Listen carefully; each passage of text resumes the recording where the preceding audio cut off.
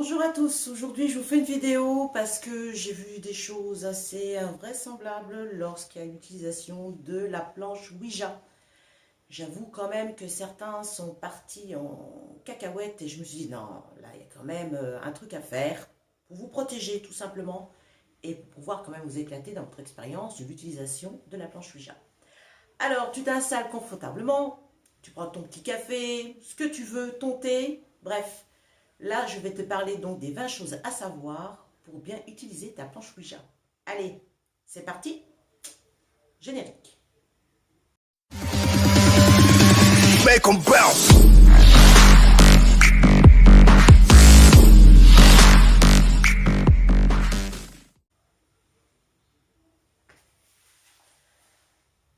Alors, premièrement, la planche Ouija, c'est pas un jeu. Il faut vraiment que tu prennes en considération son utilisation. Ça sera la première chose. La deuxième chose, soyez toujours deux lorsque vous utilisez la planche Ouija. Bah oui, il te faut un garde-fou. Après, si tu pars en sucette, ça se passe comment pour toi? Ça, c'est la deuxième chose. La troisième chose, vous pouvez utiliser votre planche Ouija de jour comme de nuit. Bah oui, il n'y a pas vraiment... Bon, on vous préconise la nuit, forcément, parce que c'est un peu plus calme. Mais vous pouvez utiliser aussi votre planche Ouija de jour. Ça, c'était la troisième chose. La quatrième chose, il faut que vous éteigniez absolument tout ce qui est d'ordre Wi-Fi, les portables, tout ce qui peut avoir en fait d'ordre magnétique. Parce qu'il faut que vous soyez dans le calme. Donc ça serait quand même important aussi de le faire. Donc pensez-y. La cinquième chose qui est toute con, mais il faut que vous soyez assis confortablement. C'est important que vous soyez à l'aise dans votre posture lorsque vous allez faire votre session de planche Ouija. La sixième chose, lorsque vous êtes autour de vos planches Ouija, pensez à ce que vos genoux se touchent, de manière à ce que vous ayez votre connexion. Ça, c'est très important. La septième chose, il faut qu'il n'y ait qu'une seule personne qui pose des questions. Pas un, pas deux, une seule personne lors de votre session. Ça, c'est la septième chose à savoir. La huitième chose, préparez vos questions. Préparez vos questions. C'est important. Ça sera la huitième chose que vous devez retenir. La neuvième chose, vous installez, vous mettez vos doigts sur la planchette et vous commencez à travailler votre planche de manière qu'il y ait l'effet chaleur et que votre goutte puisse bien se déplacer. Ça, c'était une chose aussi que vous devez retenir, qu'on ne pense pas souvent à faire parce qu'on y va franco, hein, normal. Ben non, il faut quand même une petite préparation sur votre planche. La dixième chose à savoir, c'est préparer votre planche, donc déplacer la goutte aussi. Hein, je vous ai dit au début, vous frôlez et tout, etc. Mais la dixième chose, vous la déplacez justement pour qu'il y ait cet effet chaleur dont je vous ai dit précédemment, pour travailler votre planche. Ça, c'est important. La onzième chose à savoir, lorsque vous allez commencer votre session, vous invoquez le fait que vous ne voulez pas d'esprit négatif. Vous voulez avoir une séance positive. Ça aussi, c'est une chose très importante à laquelle personne ne pense. Mais moi, je l'ai su par un ami qui avait l'habitude d'utiliser cette planche Ouija. Et lorsque je regarde les vidéos YouTube, je me rends compte qu'en fait, il y a plein de choses que vous ne faites pas. Donc, si vous voulez vraiment faire les choses bien, c'est pour ça que je vous fais cette vidéo.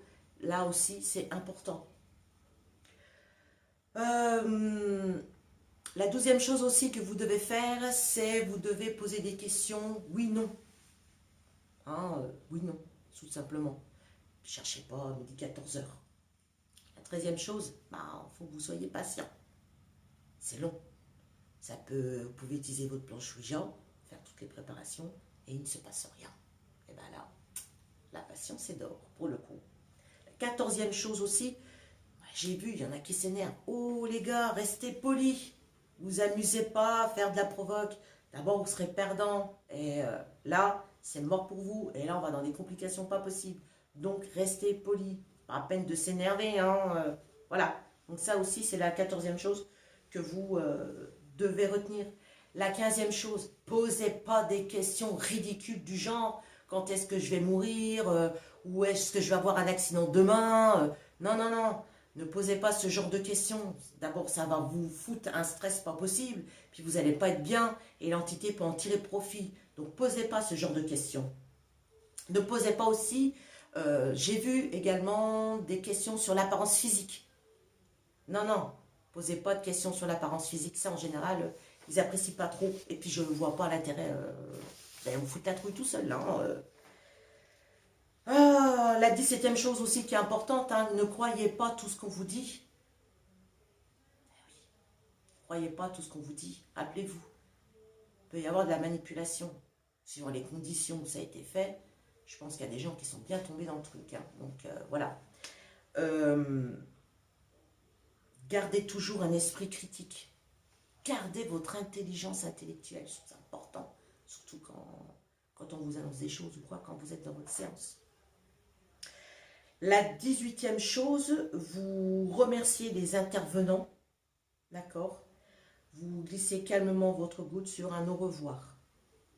Hop, vous terminez votre séance comme ça. J'ai vu que les séances n'étaient, sur certaines vidéos, que les séances n'étaient pas terminées comme ça, où les gens avaient tellement peur que le gars est sous la main là, direct, déjà. Ça, c'est important.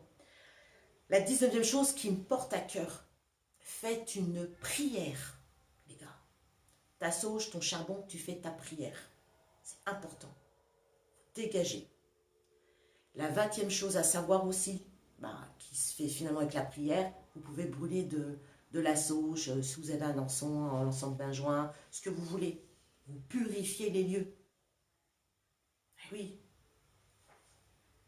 Et vous terminez votre séance sur des choses positives. Et là, on peut dire que votre préparation, elle est bien.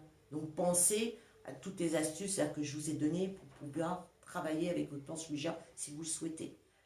Je sais qu'un ami qui a un magasin justement où ils vendent tout ce qui est ésotérique, etc. m'en a parlé, puisqu'on a eu cette discussion-là.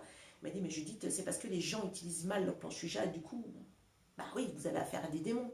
Vous avez bien vu, sur certains, c'est beaucoup, on a le démon Zozo là, qui aime bien être là assez souvent d'ailleurs. Et vous avez des gens aussi qui perdent la boule, donc c'est important. Donc, je voulais vous faire cette petite vidéo parce que je me suis dit, mince, là, il y en a marre quand même, des petits trucs et des petites astuces. Et puis, si les gens doivent avoir une connexion avec le paranormal, autant que ça se passe bien pour vous. Eh bien, écoutez, j'espère que ça vous a plu. Moi, je vous dis à bientôt pour une prochaine vidéo. Ah oui, alors attendez, j'ai trouvé un bouquin, donc je pense que pour certains, ça va plaire. Je ne m'attendais pas du tout à avoir cette petite merveille que je vais attaquer. Je vous montre. Regardez.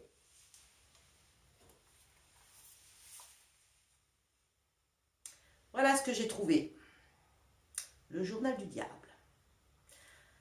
Je ne vous en dis pas plus, parce que je vais devoir le bouquiner encore ce truc. Parce que moi, je bouquine beaucoup. Hein. Après, je fais mes vidéos. Voilà.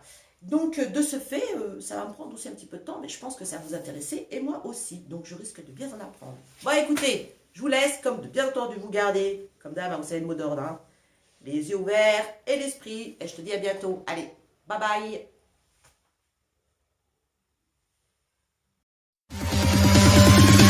Make 'em bounce.